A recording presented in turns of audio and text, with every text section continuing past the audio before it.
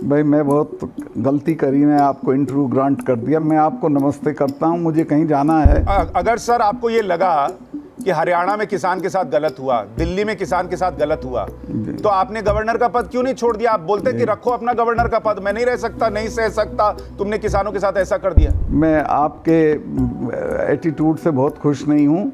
गलती करी, मैं आपको इंटरव्यू ग्रांट कर दिया। मेरा ये आपको मेरे साथ ये व्यवहार नहीं करना चाहिए, इस तरह बात नहीं करनी चाहिए। सर मैं क्यों छोड़ दूं गवर्नर का पद? जिसने मुझे बनाया वो अगर कह देगा नहीं गलत,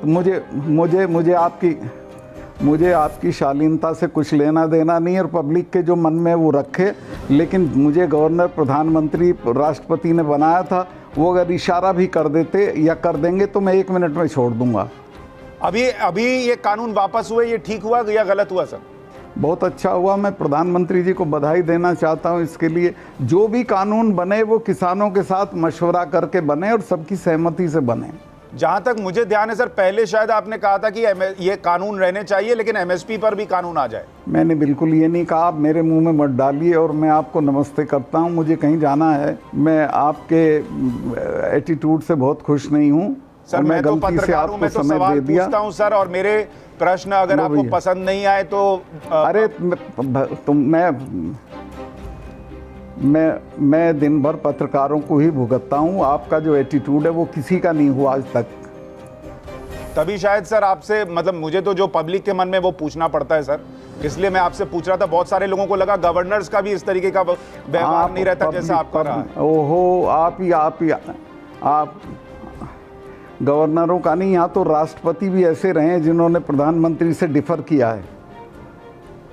और ऐसे ही नहीं, ये जो मेरा जो व्यवहार है ये खतरा उठा के किया ना मैंने, मैं छोड़ने को तैयार था। सर आपने जब ये कहा कि इन पे बल प्रयोग मत करना, इनके साथ हिंसा मत करना, क्या बीते 1 साल में कोई बल प्रयोग हुआ क्या? यहाँ तो लोगों को लगता है कि इन लोगों ने अराजकता की। लाल किले पे क्या हुआ वो देश ने देखा, किसी को सिंगू बॉर्डर पर मारकर टांग दिया गया, वहां रेप हुआ, आपने इसका जिक्र नहीं किया। लेकिन जिसने कोई हिंसा नहीं की उसको आप वहां उनके बीच में खड़े होकर कह रहे हैं कि मैंने नसीहत दी, आप हिंसा मत करना। जो हिंसा कर ही नहीं रहा उसको नसीहत दे रहे, जो कर रहा उसको नहीं दे रहे। देखिए, आपको अगर इस तरह मेरे से बहस करनी है तो मैं आपसे बहस में नहीं पड़ना चाहता। लेकिन सही बात यह है कि इनके साथ जो हरियाणा की सरकार ने सलूक किया जब ये आ रहे थे, इसके बाद यहाँ जो सलूक किया, जिस तरह रोके गए, लाठीचार्ज हुआ, पानी फेंका गया, सब कुछ किया गया, आप कैसे मान रहे हैं इन पे बल प्रयोग नहीं हुआ? सत्यपाल मलिक जी, एक आज आपका एक बयान बड़ा वायरल हुआ है जिसमें कि आप जो कह रहे हैं वो कई लोगों को ऐसे लगा जैसे आप या तो उकसा रहे हैं या धमका रहे हैं। उस तरीके की फीलिंग आई जब आपने ये बताया कि इंदिरा गांधी कैसे डर गई थी और उनको भी मारे बिना छोड़ा नहीं। इस तरीके की चीज़ें जो आपने कही वो लोगों को ठीक नहीं लगी। एक तो आप कह रहे हैं और दूसरा आप जिस पद पर बैठे हैं उस पद पर बैठकर कह रहे हैं, ये लोगों को रास नहीं आया। मैंने ऐसे नहीं कहा था जैसे लोग समझ रहे हैं।